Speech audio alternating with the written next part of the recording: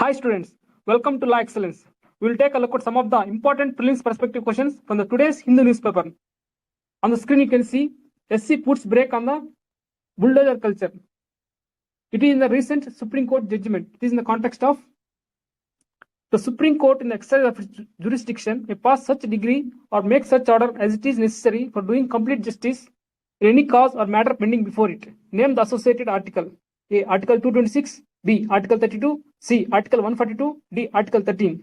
So here we have asked that Supreme Court gave the verdict in which declared that the demolitions without notice are illegal. It's unlawful.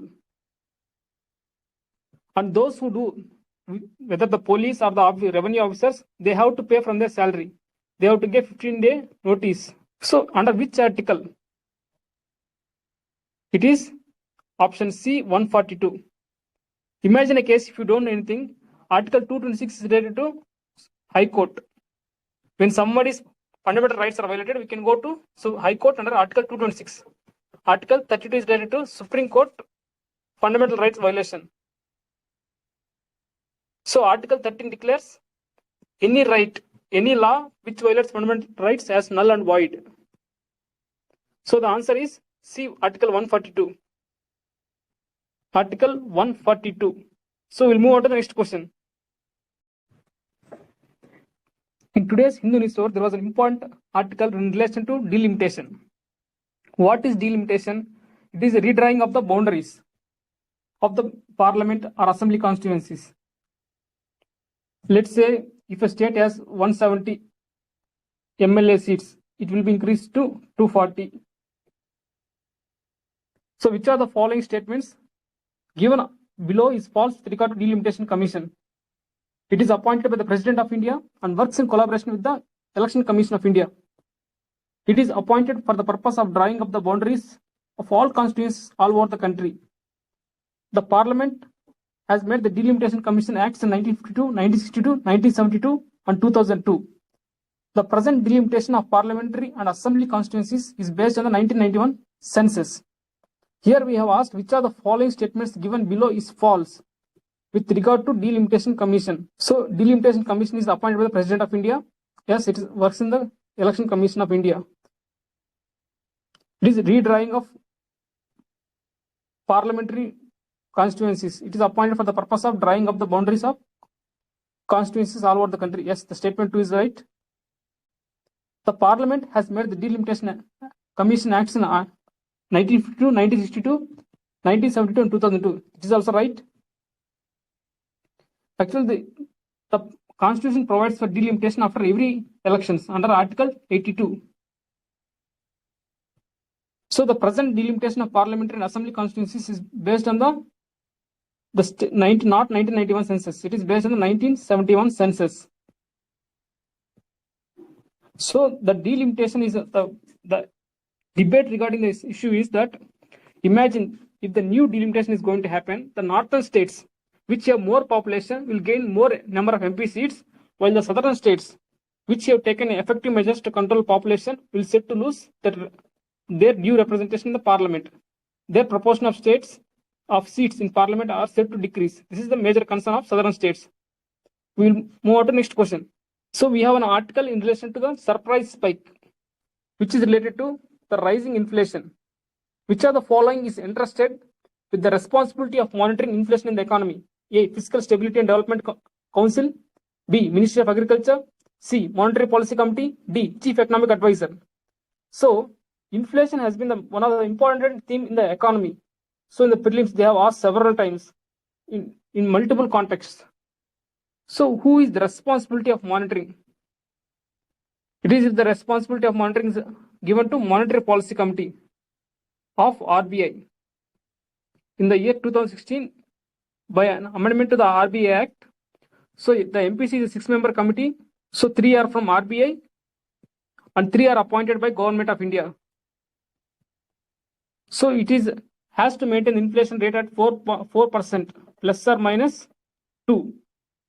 CPI, the index taken for the inflation management is Consumer Price Index. So we'll move on to the next question. India's tea sugar exports rise, sustainability concerns at home. This article talks of the growing exports of sugarcane and tea and the concerns of sustainability. Which of the following statement given below is false? A. India is the world's second largest tea producer. B. India is the world's second largest sugar producer. C.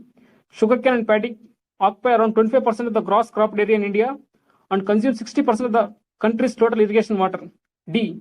Tea requires warm climate and well-distributed moderate rainfall throughout the year for the growth of its tender leaves. Here we have asked the statement which of the following is false. Yes, India is the second largest tea producer. Yes, it's right.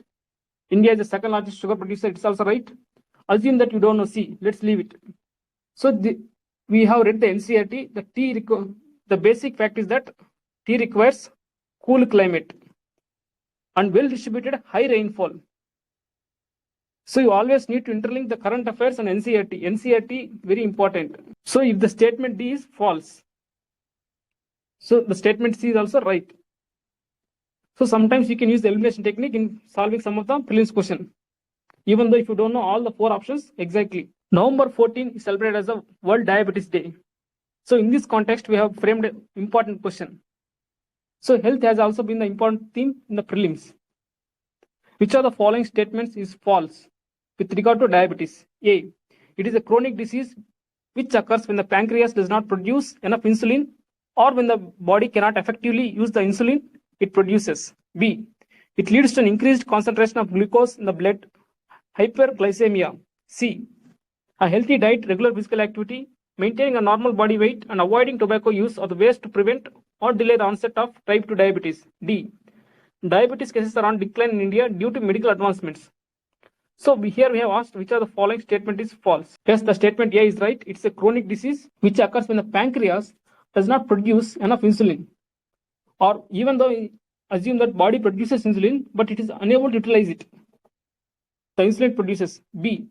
It leads to an increased concentration of glucose when the glucose is not utilized, so it remains in the blood. So C. When we take healthy diet, let's say which is rich in high in fiber and less in carbohydrate or active lifestyle and not being obese, will all help in preventing or delaying the type 2 diabetes. So statement A, B and C are right. The statement D, please take note of it. Diabetes cases are on decline in India due to medical advancements. It is wrong. So diabetes cases are on the rise. Nearly 10 crore patients are there, diabetes patients. And also India is called the diabetes capital. India is the capital. Diabetes capital. Because the highest number of diabetes cases are registered in India. So the statement will be right. If it is that diabetes treatment is on the rise due to medical advancements.